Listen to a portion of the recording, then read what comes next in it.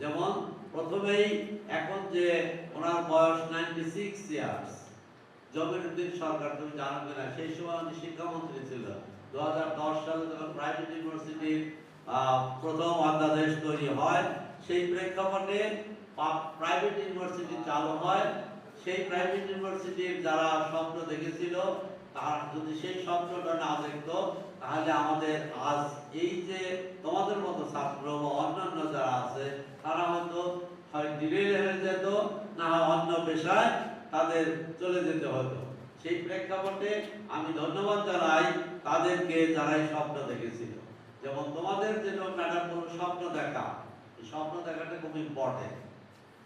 যেমন আমি টোকিও বিশ্ববিদ্যালয়ে তখন ভিজিটিং প্রফেসর হিসাবে কাজ করছিলাম, তখন আমার স্টুডেন্ট,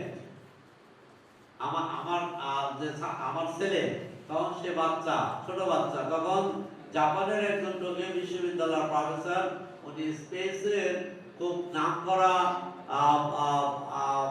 সায়েন্টিস্ট হিসেবে প্রতিষ্ঠা হলো।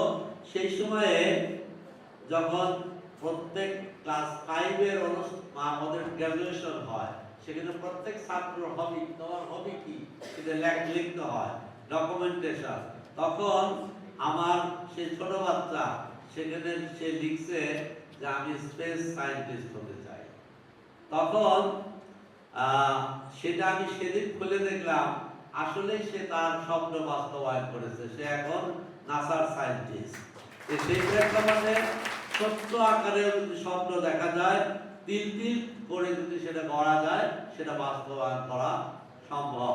যেমন বললো যে শিক্ষকতা, বিভিন্ন শিক্ষক ক্যাটাগরি ম্যাডাম যেটা বললেন, ওটা একটা যেমন উদাহরণ হিসেবে বলি, 1978 সাল, আমি তখন, আমার মামা তখন এই বিশ্ববিদ্যালয়ের প্রাক্তন শিক্ষক ছিলেন। আমরা রাজশাহী, ঢাকা থেকে রাজশাহী আসছি, নগরবাড়ি 4 ঘন্টা লাগতো আরিচার থেকে নগরবাড়ি আসতে। এই নগরবাড়ি আসার পথে মাঝখানে 4 ঘন্টা সময় কাটালো। মামা তখন তো লুঙ্গি পরে ফেললো, প্যান্ট খুলে লুঙ্গি পরে ফেললো, যে লুঙ্গি পরে ফেললে 4 ঘন্টা তো আরামে যেতে হবে। তখন বলছে যে আপনি কি করেন? মামা তখন শিক্ষকতা করি।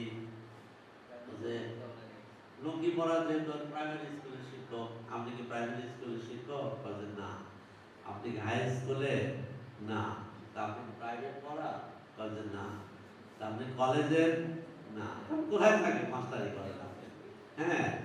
শেষে আমি বললাম যে উনি রাজশাহী বিশ্ববিদ্যালয়ের প্রফেসর, উনি একবার সিম্পল ভেরি সিম্পল। তারপরে শেষে এই যে উদাহরণ, বিভিন্ন ক্যাটাগরির শিক্ষকতা, অর্থাৎ আমাদের প্রত্যেক দ্বার প্রান্তে যেতে হবে, অ্যাক্সেস থাকতে হবে। আমার মধ্যে যেন অহংকার না থাকে, আমি যদি কিছু দিতে চাই তা আমার নিরহংকার হতে হবে। সেই প্রেক্ষাপটে আমি অর্জন করেছি, সেটা আমার নিজের জন্য, আমি মানুষের জন্য, সমাজের জন্য। সেই প্রেক্ষাপটে আমরা এই বিশ্ববিদ্যালয় তোমাদেরকে সুযোগ তৈরি করে দিয়েছে। তোমরা এখানে ছাত্র হিসেবে আছো, পাশ করার সাথে সাথে বিভিন্ন পেশায়, যে উদাহরণ হিসেবে যেটা ম্যাডাম স্যাররা বললেন, সেই প্রেক্ষাপটে তোমরা সারা পৃথিবীতে ছড়িয়ে যাও। এবং টেকনিক্যাল কাজ, যেমন ধরুন একজন ড্রাইভার, আমি আমেরিকাতে দেখেছি বহু বুয়েটের ছাত্র, তারা ওভার চালায় এবং সবচেয়ে বেশি ইনকাম। যদি সে চাকরি করে তাহলে তার 36% ট্যাক্স কেটে নেয়, কিন্তু যদি ওভার চালায় তাদের সেটা বুঝেও ট্যাক্স ফ্রি, তার কোনো হিসাব নাই। সেই কারণে বেশিরভাগই আমাদের ছাত্র, তারা ব্রিলিয়ান্ট স্টুডেন্ট, রাতে তারা ফ্রিল্যান্সার করে এবং দিনের বেলায় তারা সেই কাজগুলা সে ওভার চালায়। অর্থাৎ আমাদের এই বাঙালি কমিউনিটির মধ্যে তারা সেই কাজগুলোর সাথে প্রতিষ্ঠিত। ঠিক একইভাবে তোমরা যদি সেই স্কিলগুলো থাকে তোমাদের মধ্যে, যেমন ড্রাইভিং, একজন ড্রাইভার আমাদের অনেক স্কিল, আমাকে যদি ড্রাইভার গাড়িতে উঠিয়ে দাও কিন্তু আমি অ্যাক্সিডেন্ট করে ফেলবো, কিন্তু সেই স্কিল ড্রাইভার পড়াশোনা জানা, সে সিম্পল জানে কোন দিকে কি করতে হবে। তো সেই প্রেক্ষাপটে তোমাদের সব পেশাই তোমাদেরকে জানতে হবে। সব ইলেকট্রিশিয়ান, তুমি যদি নিজে কাজ জানো, তোমার তাহলে এখন একটা বাড়িতে ইলেকট্রিশিয়ান ডাকলেও একটা বাল্ব চেঞ্জ করলে তাকে 500 টাকা দিতে হয়, 300 টাকা দিতে হয়। সেই কাজটা তাহলে অন্তত বাড়ির কাজটা হবে। তো সেই প্রেক্ষাপটে আমি যদি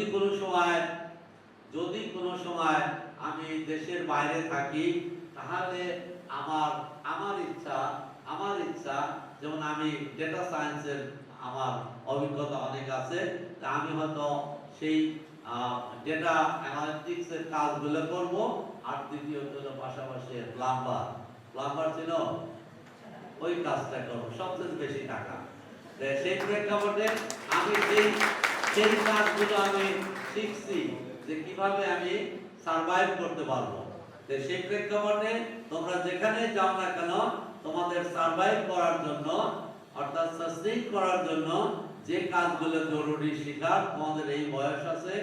আমি আবারও বলছি, যেমন ডেভিড বাংলাদেশে এখন 2000